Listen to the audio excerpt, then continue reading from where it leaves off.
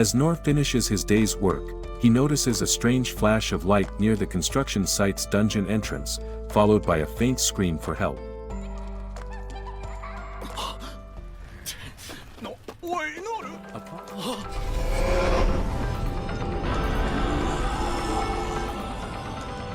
The story begins in a small mountain cabin, where our protagonist lives with his mother. This serene, remote setting is where he has spent his entire childhood, working alongside his mother to tend to their field and care for their livestock.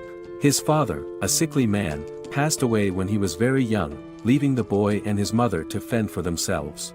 Despite the loss, they managed to find a semblance of peace and routine in their isolated life. This fragile peace shatters when the boy's mother falls ill around the time he turns 12. The illness progresses slowly but inexorably, and despite the boy's desperate attempts to care for her, her condition worsens.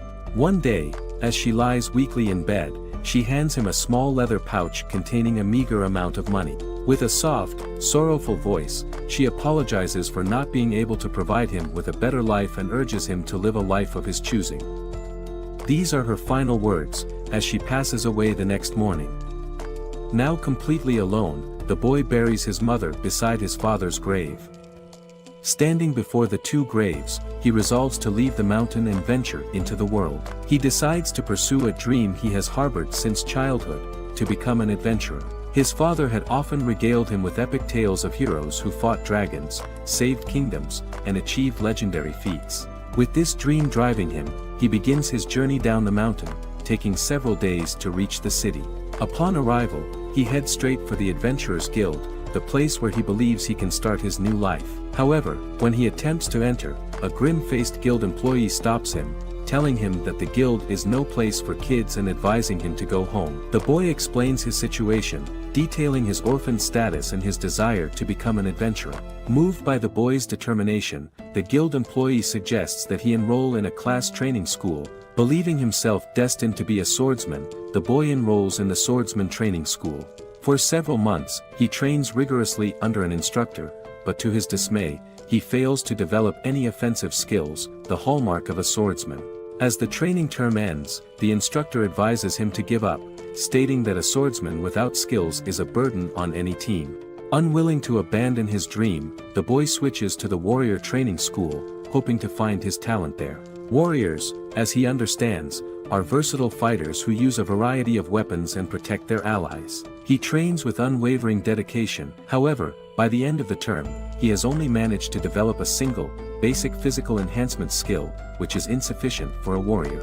The instructor, though kind, advises him to try a different class, warning that continuing on this path would only lead to an early grave. Persistently optimistic, the boy enrolls in the hunter training school next. Having some experience with hunting back on the mountain, he feels a flicker of hope. Yet, once again, he finds himself lacking. The only skill he develops is stone throw, a rudimentary ability that even children can learn. He next tries to become a thief. However, the training proves just as fruitless as his previous attempts. He learns a skill to slightly muffle his footsteps, but his lack of detection and lock-picking skills makes him unsuitable for the class. Desperation leads him to consider magic classes. His efforts yield only a single, feeble skill, creating a tiny flame no larger than a candle. The old magician overseeing his training acknowledges the boy's efforts but gently tells him that he lacks the necessary talent for magic. Finally, the boy turns to the last class available, cleric. Clerics are revered for their healing magic and are usually blessed with divine favor from a young age. Despite his earnest efforts, he only learns, low heal, an inadequate skill that can barely mend minor scratches. Realizing his complete lack of aptitude, the priest advises him to find a different path. With a heavy heart, the boy returns to the Adventurers Guild to report his failures. The guildsman suggests he give up on becoming an adventurer and offers to help him find other work. However, the boy is not ready to abandon his dream. He quietly leaves the city, determined to find another way. Returning to his mountain home, he decides to undergo intense self-training. Remembering his swordsman instructor's words about the rare possibility of developing a new skill through relentless training, he focuses on the one skill he had learned, parry. He constructs wooden swords and hangs them from tree branches, dedicating himself to parrying them from dawn till dusk. He trains with single-minded intensity, often forgetting to eat or sleep. A year passes, and he can parry 10 wooden swords in a single breath. Despite his improvement, he has not developed any new skills. Undeterred, he continues his rigorous training, convinced that with enough effort, he will eventually succeed. 3 more years pass, during which he replaces the sticks with wooden swords to better challenge himself. He can now parry 100 wooden swords effortlessly. Still, no new skills emerge. 10 years go by, and he continues to train with unwavering dedication. He can now parry 1,000 swords without even swinging his own.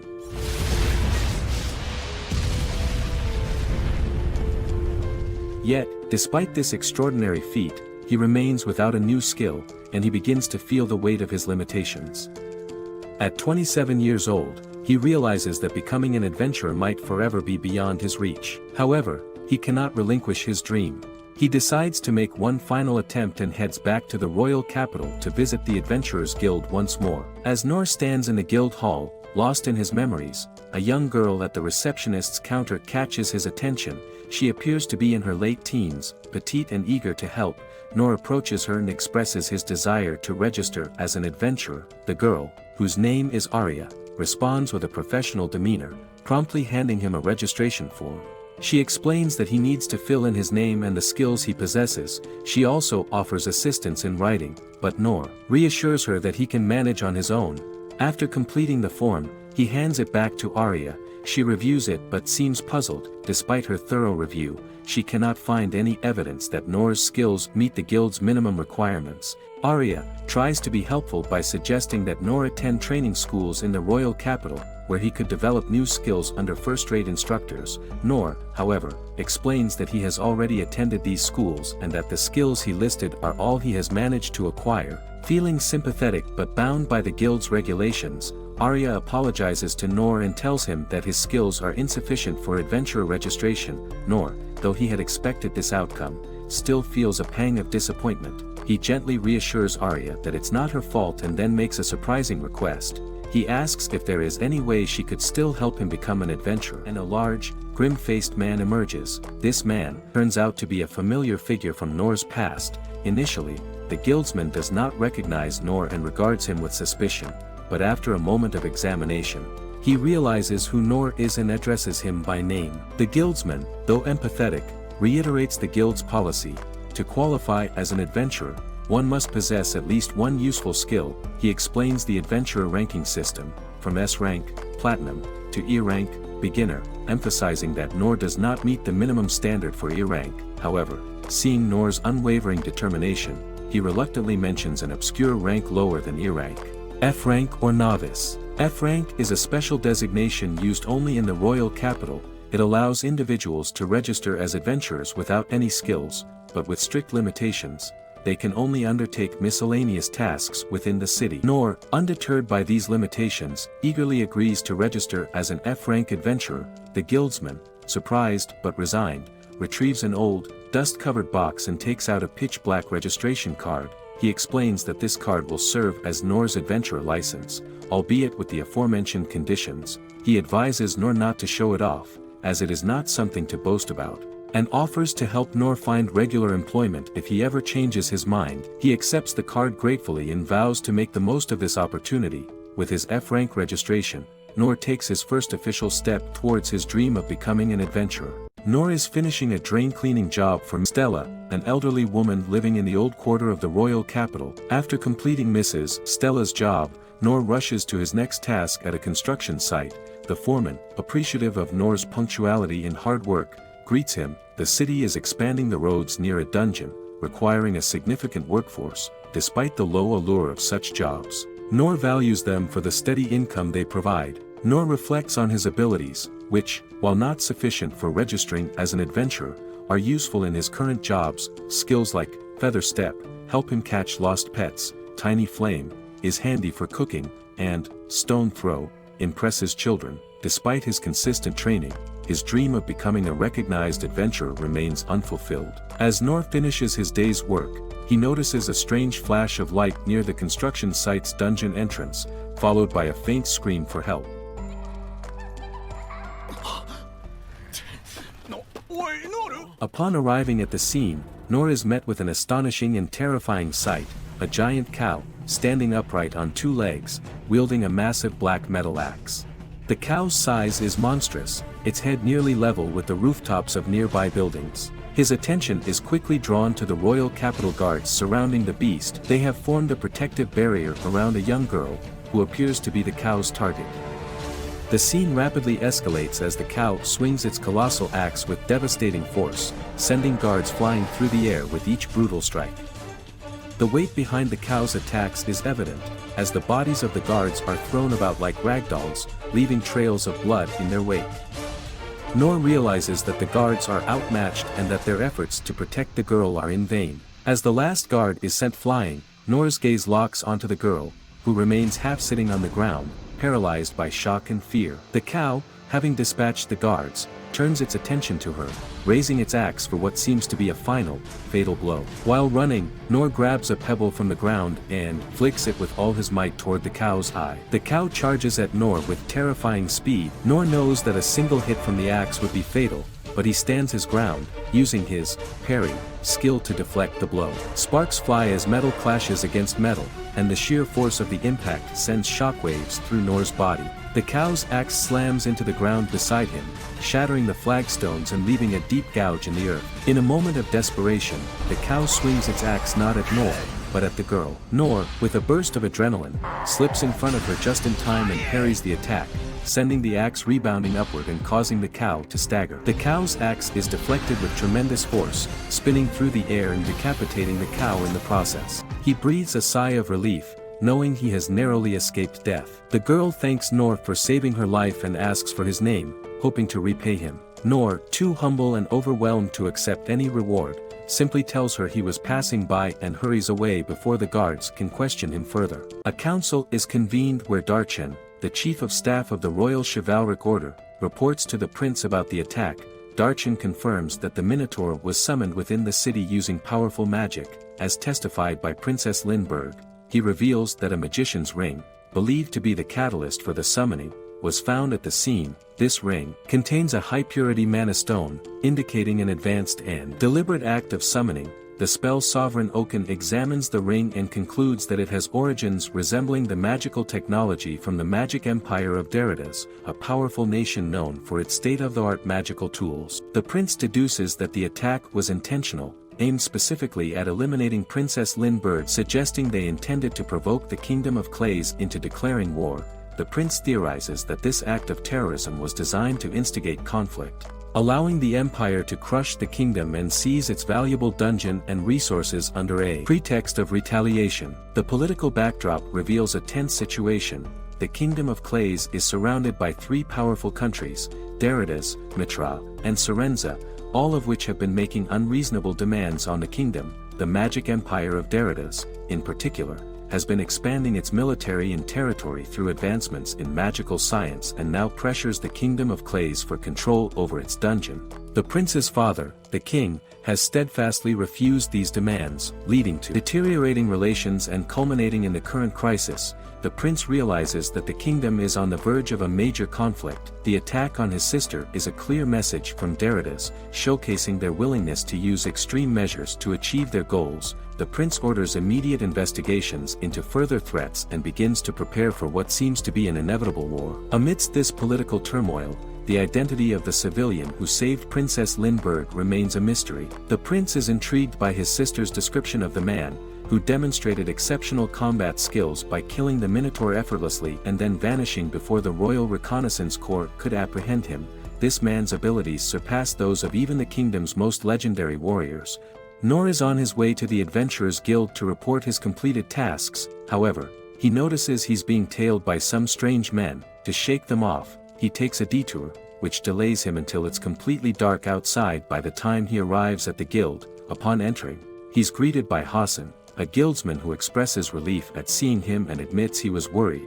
Hassan reveals that a dangerous monster, a minotaur from the abyss, had appeared near the dungeon entrance, causing quite a stir in the city. The minotaur, described as a creature that could challenge a full party of S-rank adventurers, was taken down by a mysterious individual with a single blow. This feat astonishes both Hassan and Noor, as such a monster could have devastated the city. Hassan is particularly grateful to the unknown hero, noting that even in his prime as an A-rank adventurer, he wouldn't have stood a chance against the Minotaur. As Hassan processes Noor's commission slips, he takes the opportunity to discuss Noor's future.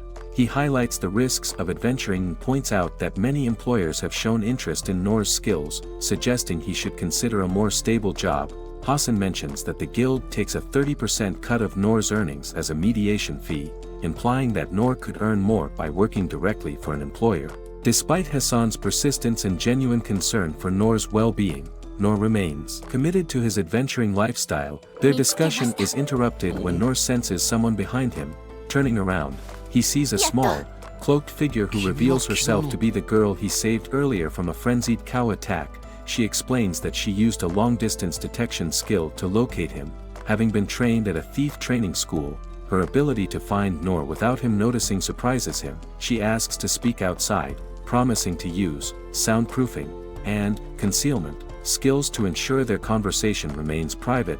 Noor, unsure of what to do, looks to Hassan for guidance. Hassan, still frowning, advises Noor to go but to be cautious and respectful during the interaction. Noor is taken to what he initially thinks is the girl's home, but upon arrival, he is confronted with a castle-like structure complete with stone walls and spear-wielding guards. This imposing building seems more like a fortress or a king's castle rather than a simple home. Despite his doubts, Noor follows the girl through the gates with her concealment skill, which keeps them unnoticed by the guards. As they walk, Lin asks for Noor's name, and he introduces himself. She reciprocates by formally introducing herself as Lin Berg-Clays, explaining that Lin is the name she uses while gaining experience as an adventurer. Lin ends her concealment skill, noting that they are safe within the walls and that she doesn't want them to be perceived as intruders. As they continue through the vast corridors, Noor is struck by the opulence and size of the castle, deducing that Lin's family must be very wealthy or possibly of noble status.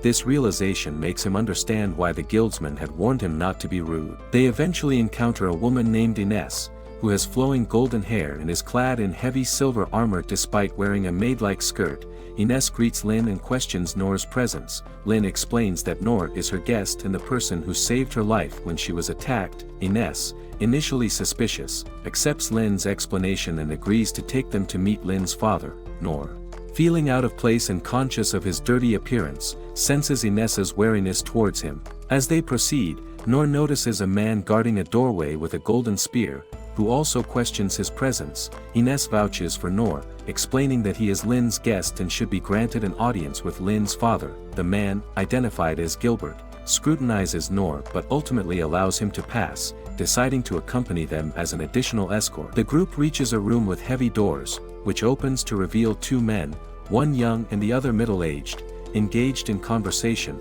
The younger man, whom Lin addresses as her brother, expresses concern about Lin leaving the house and wearing his cloak of the hermit, which she had been expressly told not to do. Lin explains that she needed to find her savior, pointing to Noor as the man who rescued her. Her brother is shocked and skeptical about Noor being her savior. Noor, aware of his disheveled appearance, apologizes for his looks. Suddenly, a new voice fills the room with a commanding and dignified tone, immediately making Noor stand up straighter. The voice belongs to Lin's father, the master of the house, who acknowledges Noor as his daughter's savior. He invites Noor for a face-to-face conversation, expressing interest in meeting the young man who saved his daughter. Noor, feeling out of place, warns that he knows nothing of noble etiquette and might unintentionally be rude.